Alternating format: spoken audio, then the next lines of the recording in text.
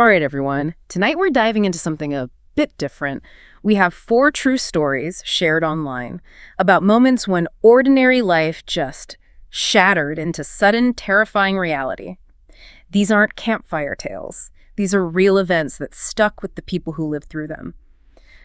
Chilling stuff. We're going to start deep underground, actually, where a beautiful discovery twisted into a fight for survival. So picture this. A group of friends and family, they're spelunking, exploring a cave system. Deep inside, they find this amazing passage. It's described as just a knee-high slit in the rock. You literally had to crawl flat on your stomach to get through. And spelunking, just for context, that's cave exploration. It requires, or should require, a lot of prep, knowing the environment, especially how water behaves down there. Absolutely. And this crawl space, it was tight. The person telling the story said the ceiling was constantly scraping their back while the floor was right against their stomach. Super claustrophobic, right? But they pushed on because, get this, the ceiling was covered in quartz crystals. Apparently it was just dazzling, like a hidden galaxy underground. But then, they started feeling trickles of water, just small drops at first. Which might not seem like much initially. Right, but here's the kicker. It wasn't a spring or seepage. It had started raining outside, way up on the surface. Okay. That's a major red flag in cave exploration. That particular crawl space design being low, maybe dipping down a bit. Exactly. The description mentions a dip and then it being flat. It meant water would pool there incredibly fast. And the only way out, the only drain, was back the way they came. A bottleneck.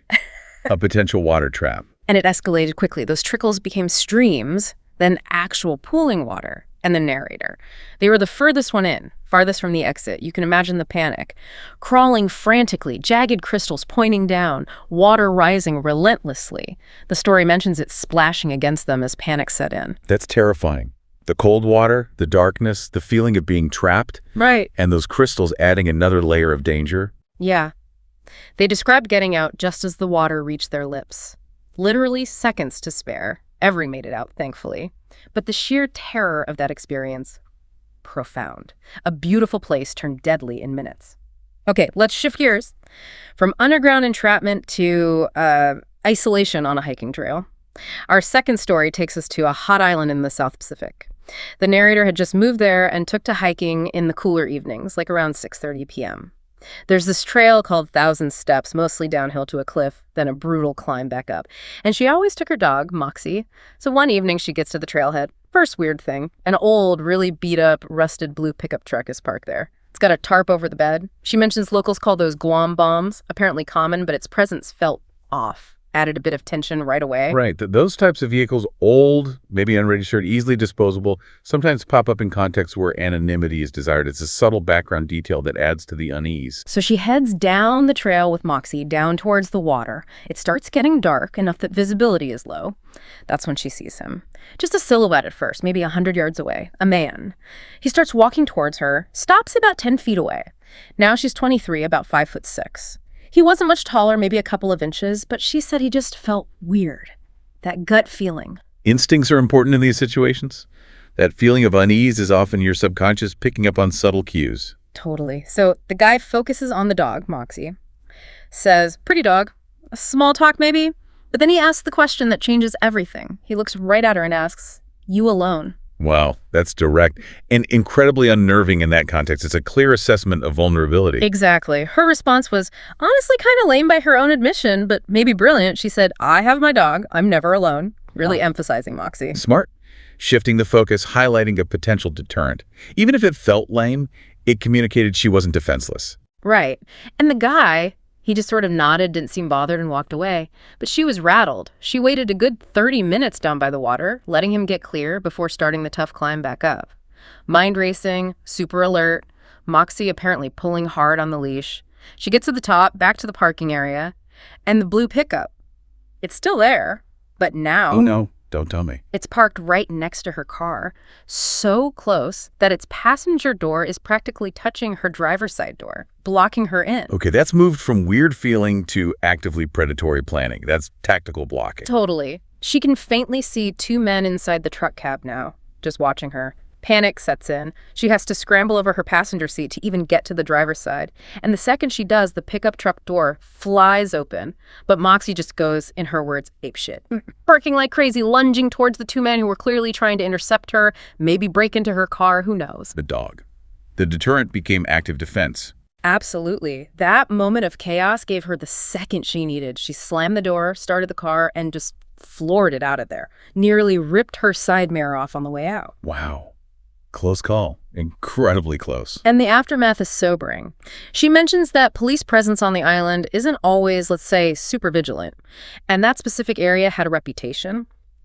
Then, the really chilling part, coworkers later told her that a young woman had disappeared from that exact trail without a trace just earlier that same month. Well, that's horrifying confirmation. Yeah. It validates every instinct she had. Makes you wonder, right? If Moxie hadn't been there, could that have been her?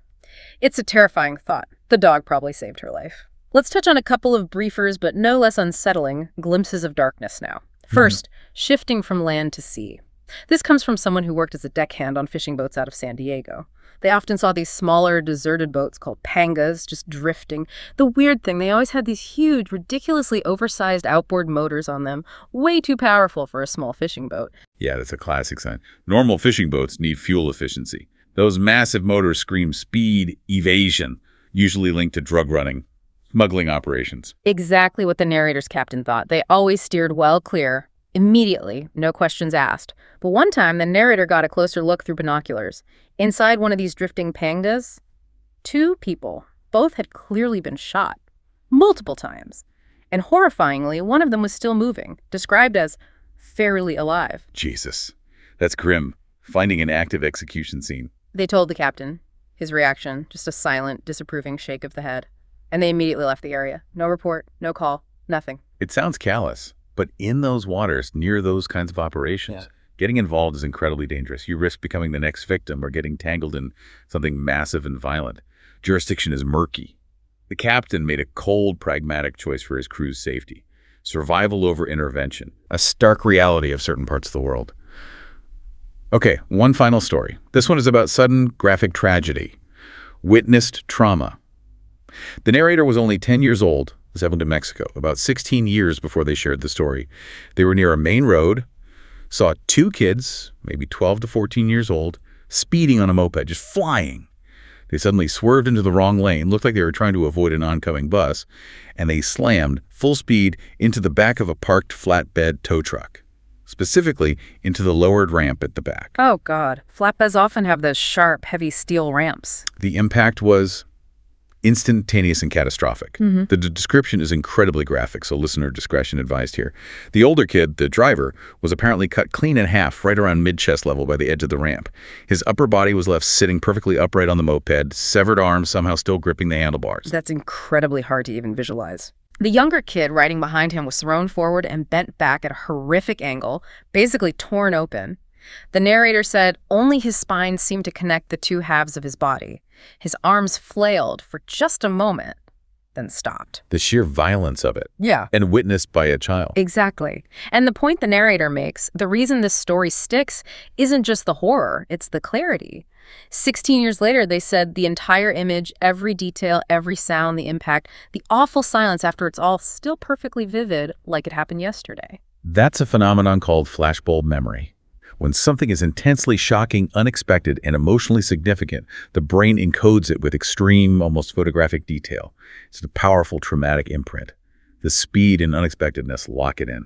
So, 4 incredibly different scenarios, but they all share this theme, don't they? Danger hiding right there in places you might think are safe or even beautiful. A cave, a hiking trail, the open ocean, a roadside. Absolutely. From environmental traps triggered by overlooking simple things like the weather, to calculated human malice, to the brutal indifference of the illegal drug trade, and just sudden shocking accidents. The hiker's story especially offers some hard-learned lessons.